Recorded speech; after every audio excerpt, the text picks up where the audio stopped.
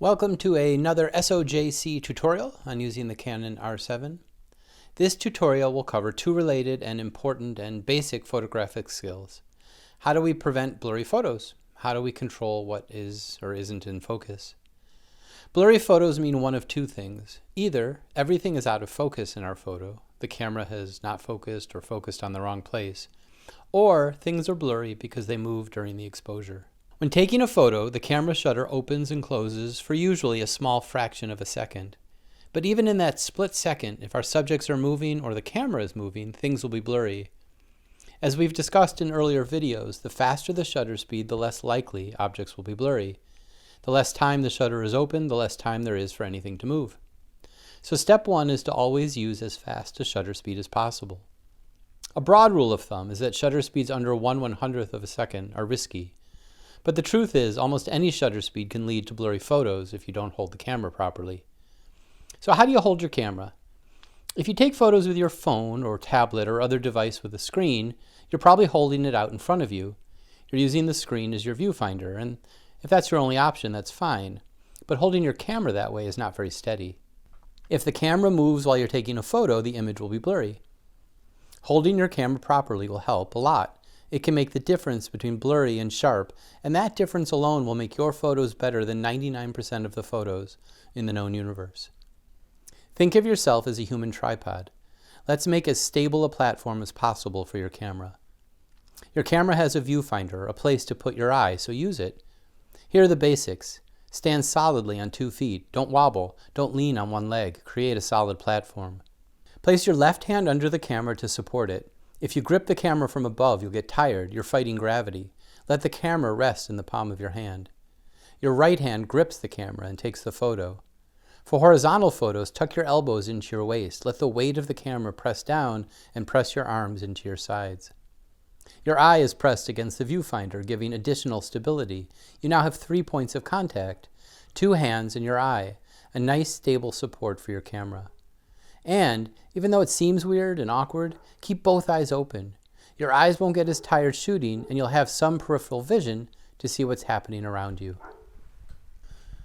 So if you're steady and your photos are sharp, let's talk about autofocus. You can, of course, manually focus your camera, but the autofocus ability of the R7 is very good, and it will do a better job under most circumstances. There are a variety of ways to set up your camera to autofocus. You can set the camera to lock onto your subject and stop focusing. Canon calls this one-shot. You can set the camera to continually focus on whatever you're pointed at. If the subject moves, the camera tries to stay in focus. Canon calls this Servo. You can tell the camera to focus on a particular point or let it guess at what is most important. You can tell the R7 to look for faces of people or even animals. Let's walk through a few of the options on the R7. This tutorial won't cover every possible configuration. You can explore the many options on your own, but let's cover the basics. First, we need to make sure autofocus is turned on. On the R7, there is a switch on the front of the camera. Make sure it's set to autofocus. There are several ways to access the autofocus settings. You can use the menu button, but the quickest way is, of course, to press the Q button. We're looking to adjust 2 settings on the camera's autofocus system. Will it focus continuously, and what will it focus on? One-shot versus servo is the first choice to make, even though it's the second button. In one-shot mode, when you lightly depress the shutter halfway, the camera will focus on the subject and then lock in place. That means that as long as you keep the shutter halfway pressed, the focus won't change. You can recompose your photo without changing what's in focus. In servo mode, when you press the shutter halfway, the camera will autofocus and continually adjust. If the subject moves or you move, the camera will change the focus to adjust.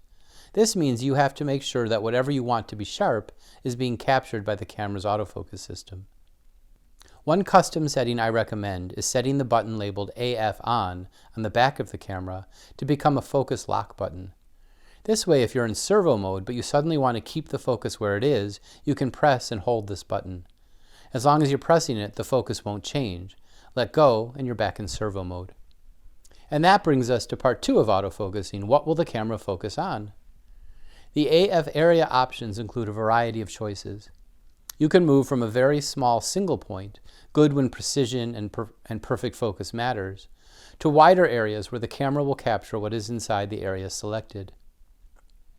So you can select from what Canon calls spot AF, a very small area, and move up to one point, and then multi-areas of various shapes. And on top of that, you can move these focus areas either by touching on the screen or by using the joystick. So why would you need all of these options, you might be asking yourself?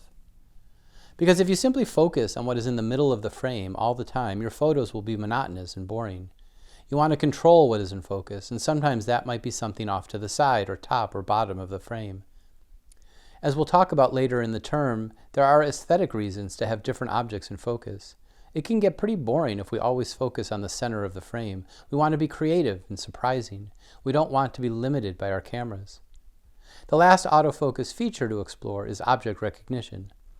You can tell the R7 to look for human faces, animal faces, and cars, and the camera will do its best to keep those in focus, even if they move, tracking them across the frame. In the Q menu, tap the icon on the lower right and select from people, animal, vehicles, or off. While it is often great to have tracking on, there are times when it will make the wrong decision. If, for example, there are several people in your photo, the camera might choose the wrong person, so you might want to turn facial recognition off for that kind of situation. You can also adjust and fine-tune these settings in the menu. Turning on eye detection, for example, pushes the camera to focus on the eye of the person or animal. That's it. Simple rules and techniques for getting sharp and in-focus photos. Make sure you hold your camera steady. Use a fast enough shutter speed. Use autofocus to control what you want in focus, not what the camera wants.